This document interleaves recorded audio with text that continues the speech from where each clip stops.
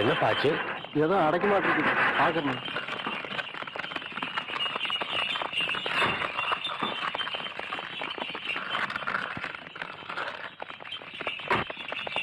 தம்பி தம்பி, கொஞ்சம் வண்டியில் எடுத்துங்க. இவ்வளவு பேர் வண்டியை கட்டிட்டு போறீங்களே, இந்த பக்கத்துல ஏதாவது திருவிழாவா? ஐயா, 20 வருஷத்துக்கு முன்னாடி 18 பட்டிக்கும் ஒரு தனி மனுஷருக்கு ஒரு பஞ்சாயத்து இருந்தது. அது தீர்ப்பாகாமலே நின்னு போச்சு. அந்த பழைய வழக்க இன்னைக்கு விசாரிச்சு தீர்ப்பு சொல்ல போறாங்க. அதை தெரிஞ்சுக்கத்தான் 18 பட்டி ஜனங்களும் இன்னைக்கு வண்டி கட்டி போயிட்டு இருக்கோம். ஆமா, அதை தீர்த்து வைக்க போறது யாரு? இது கூட தெரியாதுங்களா? பெரிய கவுண்டரோட மகன் சின்ன கவுண்டரு. டேய், விவரமா சொல்லண்டா. சின்ன கவுண்டர் பரம்பரை இருக்குங்களே, பால்ல கலந்த சர்க்கரையும் மோர்ல கலந்த உப்பையும் பக்குவமா பிரிக்க தெரிஞ்ச பரம்பரைங்க. அதுலயும் சின்ன கவுண்டர் இருக்காருங்களே, கடிகாரத்தை பார்க்காமலேயே மேல சுத்தி வர்ற சூரியனையும் விளைஞ்சு வர்ற பயிரையும் பார்த்து மணி சொல்றவரு. ஐயா, இவ்வளவு எதுக்குங்க? சித்த உங்களுக்கு நேரம் கிடைச்சதுன்னா அங்க வந்து பாருங்க. பஞ்சாயத்துல என்ன நடக்குதுன்னு தெரியும். சின்ன கவுண்டரை பத்தி அங்க தெரிஞ்சுக்குவீங்க. பாப்பாவா மகாலிங்கம், கோர்ட்டுக்கு கொடுக்கிற முக்கியத்துவத்தை விட ஒரு தனி மனிதனுடைய பஞ்சாயத்துக்கு இவ்வளவு ஜனங்கள் முக்கியத்துவம் கொடுக்கறாங்கன்னா அதை நாம் பார்த்தாகணும்.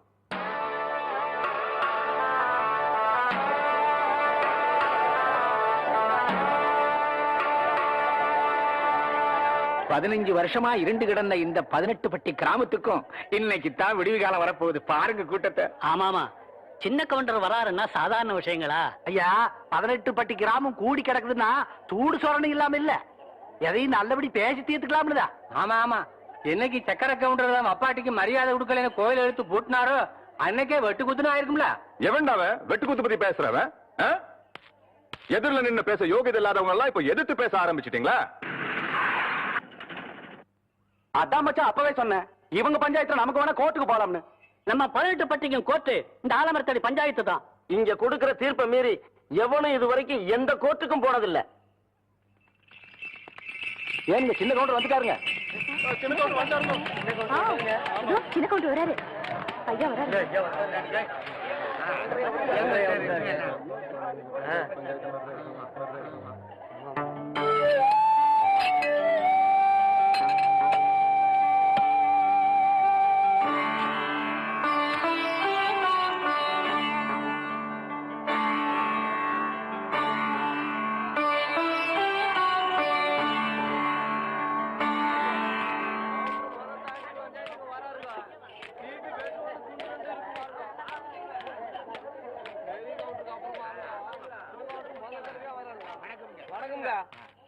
எல்லாருக்கும் வணக்கம்.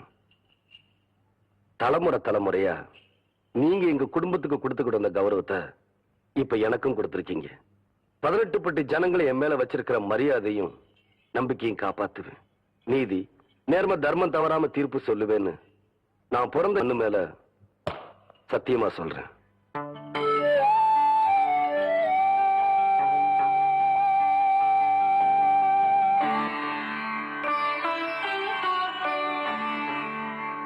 வழக்க ஆரம்பிக்கலாம். உங்களுக்கு தெரியாதுல்ல தம்பி, 15 வருஷத்துக்கு முன்னாடி பண்டிக்கார மாகாளியம்மன் கோயில் கட்டணும்னு சொல்லி உங்க அப்பார் தலைமையில கூடி முடிவெடுத்து ஒரு கோவிலையும் கட்டி முடிச்சோம். கோவில் கும்பாபிஷேகத்தன்னைக்கு கோவில் கட்டி இருக்கிற இடம் இந்த அம்மாவுக்குத்தான் சொந்தம்னு சொல்லி கும்பாபிஷேகத்தையே தடுத்து நிறுத்தி போட்டாரு உங்க மச்சான். கும்பாபிஷேகத்தன்னைக்கு சக்கர கவுண்டர் அந்த கோயிலையே பூட்டி போட்டு போயிட்டாரு தம்பி. ஏன் என்னன்னு கேட்டா, சங்கரபாண்டி வாத்தியாரு அந்த நிலத்தை இந்த நரசம்மா பேருக்கு கரையம் பண்ணி கொடுத்துட்டாருன்னு சொல்றாருங்க. ஆனா அது புறம்போக்கு நிலம் தம்பியோ. யோ, அதாயா பிரச்சனையே. அது முடிவாக எப்படியா புறம்போக்குனாலும் சொல்லலாம். ஆனா அது உங்க நிலமாவே இருக்கட்டும். கோயில் கட்டி முடிச்சதுக்கு அப்புறம் சொந்தம் கொண்டாடுற தப்பு இல்லையா? இத பாருங்க தம்பி, பஞ்சாயத்துல நாங்க உங்களுக்கு நிலம் வாங்கி தரோம், அதை நீங்க வாங்கிக்கங்க. எங்களுக்கு எங்க நிலம் தான் வேணும். வேணா அந்த கட்டின கோயில தோண்டெடுத்து வேற இடத்துல வச்சுக்கோங்க. பசு பால் கொடுக்குங்கிறதுக்காக கொம்புல கறந்தா பால் வராது, மடியில தான் கறக்கணும். அதே மாதிரி சாமி எல்லா இடத்துல இருந்தாலும் கும்பிடுறதுக்குன்னு ஒரு இடம் வேணும். அதுக்கு பேரு தான் கோயில். அதை தூக்கி வச்சு விளையாடுறதுக்கு மனுஷனுக்கு சக்தி கிடையாது. அதுல போய் நாம தகராறும் பண்ணக்கூடாது. யோ, நாங்க ஒண்ணு தகராறு பண்ண வரலையா? யார் பார்த்து என்ன பேச்சு பேசுறா?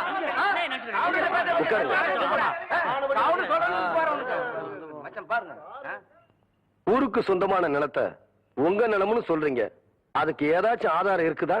இருக்கு. டேய், அந்த இடம் இவ பேர் தான் இருக்குங்கிற கிரைய பத்திரத்தை கொடுற. படிக்கட்டும், வேடிக்கை பாரு. இந்தா படிச்சு காட்டியா? படிங்க என்ன? கோவை ஜில்லா காரைமடை பஞ்சாயத்து முல்லைப்பாளையம் கிராமத்தைச் சேர்ந்த சுப்பிரமணியன் புதல்வரான சங்கரபாண்டி எழுதி கொடுத்த கிரையப்பத்திரம்.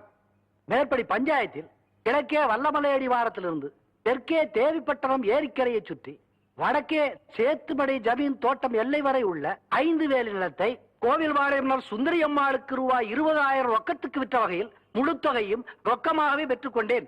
இப்படிக்கு சங்கரபாண்டிய வாத்தியார். என்னன்னு சொல்றீங்க? சங்கரபாண்டி வாத்தியார் கையெழுத்து போட்டு கொடுத்திருக்காரா? ஆமாங்க தம்பி, அவரே போட்டிருக்காருங்க. ஏன் மகாலிங்கம், இதே கேஸ் நம்ம கோர்ட்டுக்கு வந்துச்சுன்னா ஜட்ஜ்மெண்ட் சொல்ல எவ்வளவு வருஷம் ஆகும்? ஒரு 15 வருஷம் போட்டு ஜவ்வில படுத்த மாட்டீங்க. என்ன சொன்ன? உண்மை தான் சொன்ன. சுமாரியா? அப்படின்னா இந்த பஞ்சாயத்துக்கு தீர்ப்பு சொல்ல வேண்டிய நேரம் வந்துருச்சு.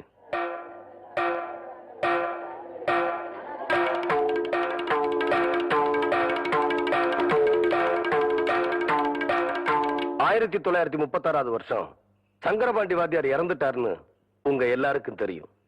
1937 வருஷம் இந்த பத்திரம் கரையம் பண்ணிருக்காங்க. இது முதல் தப்பு. சங்கரபாண்டி வாத்தியார்னா எல்லாரும் பள்ளிக்கூட வாத்தியார்னு தப்பா நினைச்சுக்கிட்டு இருக்கீங்க. ஆனா அவரு எழுத படிக்க தெரியாத சிலம்பம் கத்து கொடுக்கிற குஸ்தி வாத்தியார்னு நிறைய பேருக்கு தெரியறது இல்ல. எங்க அப்பா இறந்து போனப்போ ரிஜிஸ்டர் ஆபீஸ்ல வந்து அவர் கை நாட்டு போட்டாரே தவிர கையெழுத்து போடல. அதனால இந்த பத்திரம் பொய்யான பத்திரங்கிறது உண்மையாயிருச்சு. இது 2வது தப்பு. இந்த நிலம் நம்ம கோயிலுக்கு தான் சொந்தம். இந்த கோயில் நம்ம 18 பட்டிக்கு சொந்தம்னு தீர்ப்பு சொல்லி உங்ககிட்ட இருந்து நான் விடுதலை வாங்கிக்கிறேன். நீங்க நல்லா இருக்கணும். ரொம்ப நல்லா பல வருஷங்கள் நடத்த வேண்டிய இந்த கேஸ இந்த பையன் எப்படிடா 15 நிமிஷத்துல தீர்ப்பு சொல்லிட்டான்? அவர் ஒண்ணு உங்களை மாதிரி சம்பளம் வாங்கி வச்சு போட்டு தீர்ப்பு சொல்ல சர்ச்சை இல்லைங்களே. படிக்காதவங்களுக்கு எப்பவுமே வெட்டொன்னு தூண்டுறேன்டுங்க. அப்புறம் பண்ணலாங்க.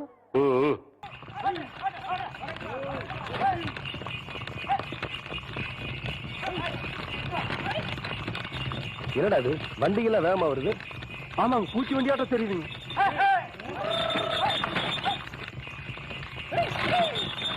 வண்டி வடக்கு திருப்பு.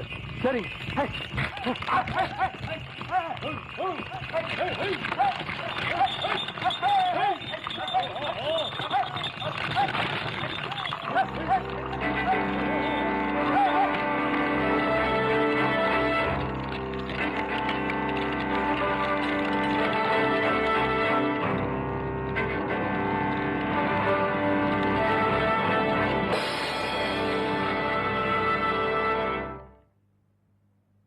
என்ன சின்ன கவுண்டர் அப்படி பாக்குறீங்க? அந்த பஞ்சாயத்துல சரியான தீர்ப்பு சொல்ல முடியாம தான் உங்க அப்பாரே தூக்குல தொங்கிட்டாரு. அப்படி இருக்கும்போது நீங்க சொன்ன தீர்ப்பு தப்புதான் எடுத்து காட்ட வேணாம். அதுக்கு தான் இத்தனை பேர் வந்திருக்கோம். டேய், எடுத்து காட்டுங்கடா.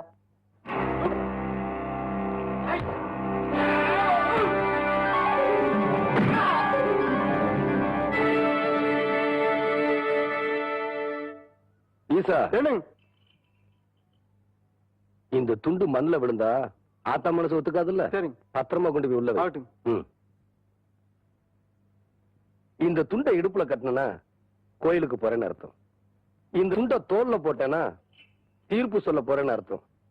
இந்த துண்டை அப்படி எடுத்து வச்சேன்னா பட்டைய கலப்ப போறேன்னு அர்த்தம். டேய்,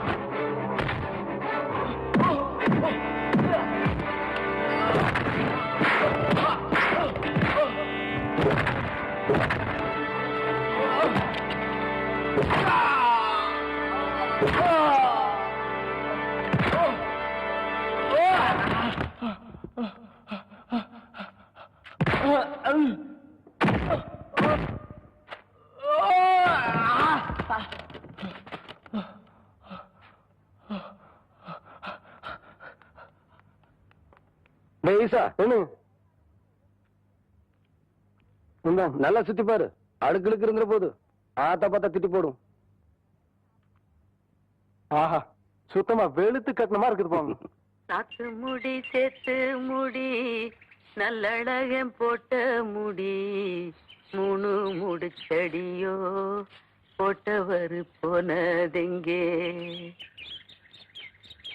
நான் கருவா முக்கருவா 4ஆம் பெறையருவா வெள்ளி புடியருவா தந்தவரே போனதெங்கே. நம்ம யாருக்கா காத்துட்டு இருக்கிறோம்? பெரிய கவுண்டச்சி ஏன் தனியா அறுவடை பண்ணுது? நியாயத்துக்காக உத்தரவிட்ட பெரிய கவுண்டரை ஊர் சுடுகாட்டுல புதைச்சிட்டா 10ஓட 11ஆ போயிடுமேனு தன்னோட சொந்த நிலத்திலேயே புதைச்சிட்டாங்க பெரிய கவுண்டச்சி. புருஷா போச்ச இடத்துல தன் பாதம் பட்டா கூட குத்தம்னு மண்டி போட்டுக்கிட்டு கதிர் அறுத்து அந்த நிலையில பொங்க வச்சு குடுக்கறாங்க. அவங்க அந்த வயலை அறுத்து முடிச்சதுக்கு அப்புறம் தான் நம்ம எல்லாரும் வேலையை ஆரம்பிக்கணும். செம்பாழ நெல்லெடுத்து குத்தணு நாம் பச்சரிசி செம்பாழ நெல்லெடுத்து குத்தணு நாம் பச்சரிசி ஊரேவும் பேரை சொல்ல போட வேணும் நெய்யரிசி ஊரேவும் பேரை சொல்ல போட வேணும் நெய்யரிசி ஊரேவும் பேரை சொல்ல போட வேணும் நெய்யரிசி. ஆத்தா ஆத்தா என்ன ஆசீர்வாதம் பண்ணுங்க. நவராசனா ஐயா. அப்பாரு நினைச்ச தீர்ப்ப நான் தப்பாம சொல்லி போட்டு வந்துட்டேன். ஆத்தா உன் விரதத்துக்கு பங்கம் வராம மீதி நல்ல நான் கொண்டு வந்து சேர்க்கிறேன். ஆத்தா நீ வீட்டுக்கு போ. என் ராசா இப்ப தாண்டா என்ற மனசு குழுகுழுன்னு இருக்கு.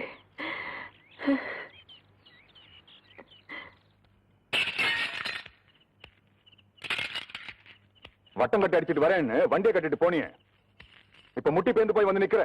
வெக்கமா இல்ல உனக்கு? அவன் இப்படி மசன்னு அடிப்பான்னு நான் எதிர்பார்க்கவே இல்ல மச்சான். அவங்க அக்காவை கட்டின நாள்ல இருந்து அடிமேல் அடியாவே பட்டுக்கிட்டு இருக்கேன். அதுக்காக போட்டோ உடைச்சி மெதிச்சு என்னங்க பிரயோஜனம்?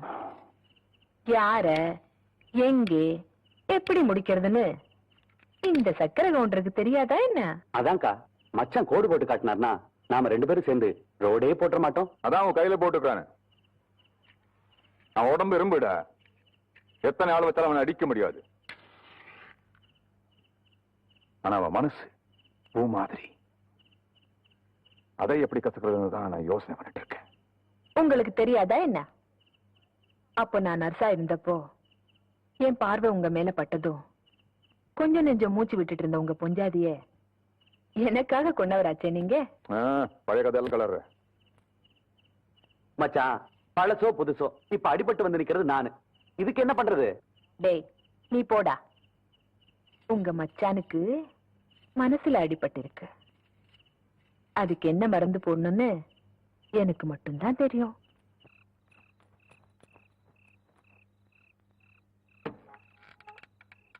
பாட்டி பாட்டி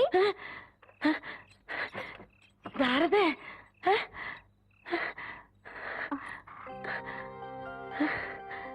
என்ன பாட்டி அப்படி பாக்குறீங்க? நான் தான் வடிவு. அது தெரியுது ராசாத்தி. இந்த நேரத்துல எதுக்கு வந்த? உங்க அப்பனுக்கு தெரிஞ்ச உன்னை வெட்டி போட்டுருவானே. நீயே போய் சொல்லிடுவ போல இருக்கே. எங்க அப்பனுக்கு ஏன் தான் இப்படி பயப்படுறியோ? இந்த பயம் இன்னைக்கு நேத்திக்கு வந்தது இல்ல அத்தா. என்னைக்கு என்ற பொண்ணை உங்க ஒப்பன் கையில பிடிச்சு கொடுத்தனோ அன்னைக்கே ஆரம்பிச்சிருச்சு. பாவி மகன் உங்க ஒப்பன் கொடுமை தாங்க முடியாம பாதியிலேயே போய் சேர்ந்துட்டா.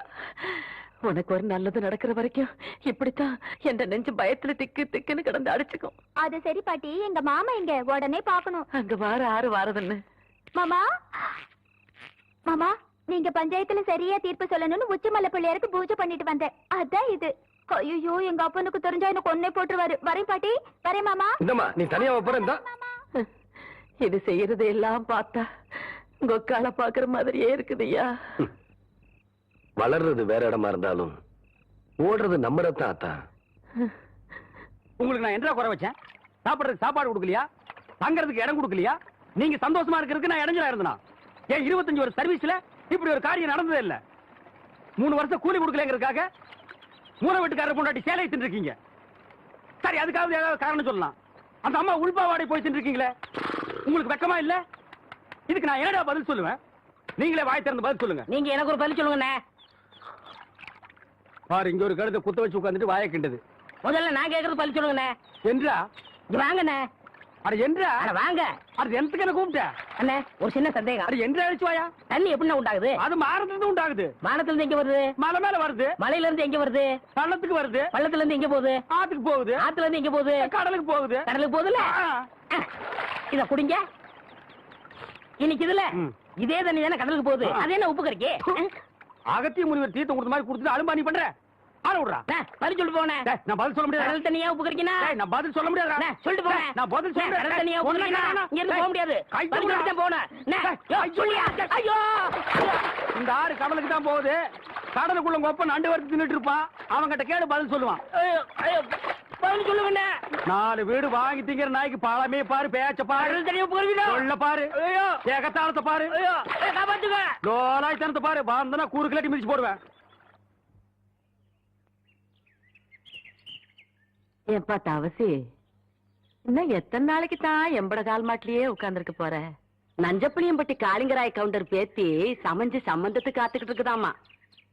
உறவு முறை இல்லைனாலும் அந்தஸ்து கௌரவத்துல நம்ம கூட ஒட்டி போயிரும்ல, அதுக்கு சொன்னேன். ஆத்தா, இப்ப எதுக்கு அந்த பேச்செல்லாம்? அது நடக்கும்போது நல்லபடியா நடக்கும். இப்போ உனக்கு என்ன குறை வச்சுட்டேன் நானு? எனக்கு எந்த குறையும் இல்ல ராசா. உனக்குன்னு வசந்த இடத்துல ஒரு பொண்ணை பிடிச்சு கட்டி வச்சு பாத்து போடணுங்கிறதா என்னோட ஆசை. சொல்லி போட்டனா? ஆமா. ஏன் ஆத்தா, புளிய மரத்துல பழந்தனியா ஓடுதனியா காய்க்குமோ? எவன்டா இவன் 18 பட்டிக்கும் பஞ்சாயத்து பண்றவன் கேட்கிற கேள்வியா இது? இந்த விவரமே இவனுக்கு தெரியலையே. இவனுக்கு கல்யாணத்தை வேற பண்ணி வச்சு என்ன பண்ண போறானோ?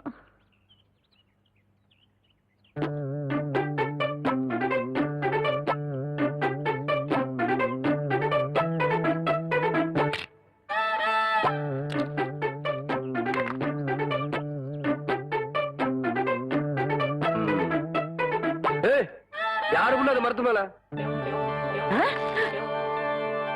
என்ன தைரியம் இருந்தா என்னையும் ஆத்தாலையும் வச்சுட்டு புளிய மரம் திருடுவேன். இறங்க புள்ள.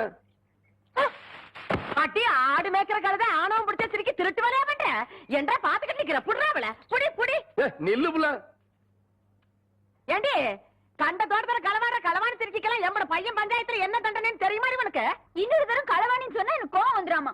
கவுண்டர் தோட்டத்து புளிய புளிஞ்சு கொள்ளை ரசம் வச்சா வரப்பா இருக்கும்னு சொல்லுவாங்க. அதுக்குதான் 4 நாள் புடுங்க. இது பாரு ஆத்தா, 4 கிலோ தெருமாட்டிருக்காத்தா. அதானே தவசே புடுங்கடாத. நில்லுங்க கவுண்டர். இந்த பழத்தை புடுங்கிறதுக்கு நான் எவ்வளவு கஷ்டப்பட்டேன்னு உங்களுக்கு தெரியுமா? மரம் வளர்ந்தா மட்டும் பத்தாது, பழம் பழுத்தா மட்டும் பத்தாது. ஏறி விரிக்கிறதுக்கு சௌரியமா நல்ல ஏணி பண்ணி போடுங்க.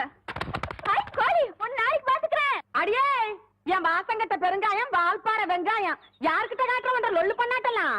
எகிரி போயிரு எகிரி. ஒரு நாள் மாட்டாமையா போற. அப்ப வச்சுக்கிறேன் ஒண்ணு.